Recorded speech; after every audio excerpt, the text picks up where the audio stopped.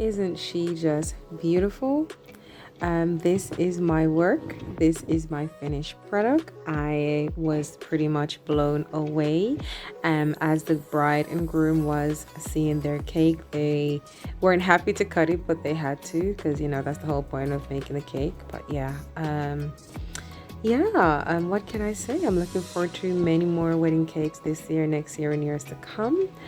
And this one was very exciting for me. So yeah, the top tier was vanilla, middle tier was Guinness punch, and the final tier, which was the bottom tier, was rum cake. So that is it. I hope you enjoyed, and thanks for watching. So these are the cakes that I did for my 3-tier wedding cake, and I did a rum cake, which I carved, removed the crusted edges, as well as the top sides, and I ganached it. I don't normally ganache a rum cake, but I had to in this case to make a very sharp and more cleaner look because of the rum cake. I normally just cover it in fondant because you don't really add that to rum cake, but I did that in that for the first time, and I was actually okay with it. I didn't put any in between the layers. I just covered the rum cake, the outer layer, just so it could be sturdy for the cake assembling.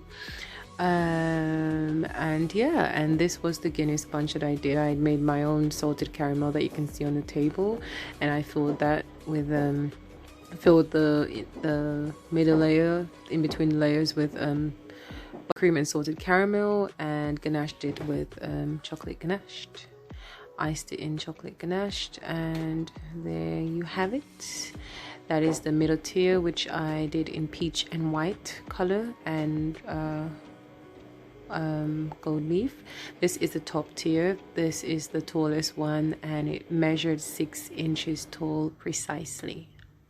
Probably a bit over 6 inches tall, but yeah, that one measured 6 inches tall. The middle one was 4 and like over half, and then the bottom one was like a tad over 4.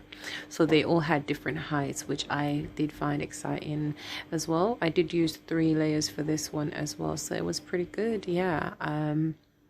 One of the tallest I think I've done in terms of a single cake being 6 inches tall, or I probably have, I can't remember, but yeah, I've done so many cakes, so I don't know. And that is chocolate ganache that I was making to. So this was my first wedding cake.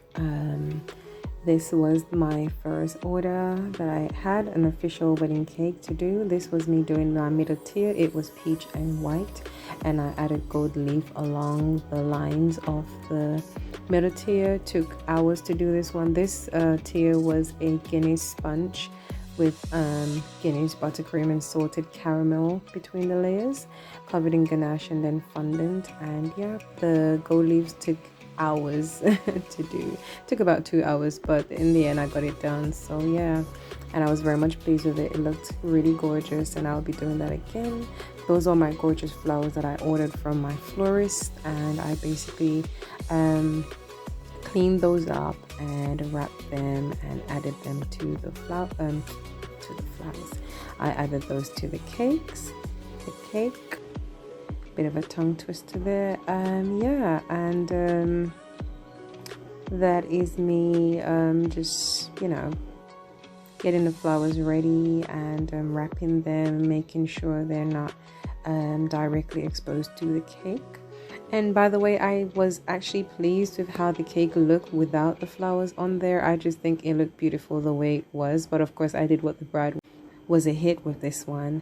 And I also did stenciling on the top and bottom tier of the cake. And yeah, that's just me assembling the flowers and stuff, getting ready to add them, attach them to the cake, which this part was, I think, the most nerve-wracking part for me, because I had to assemble the flowers on the morning of the wedding, and it was literally gave me 2 hours.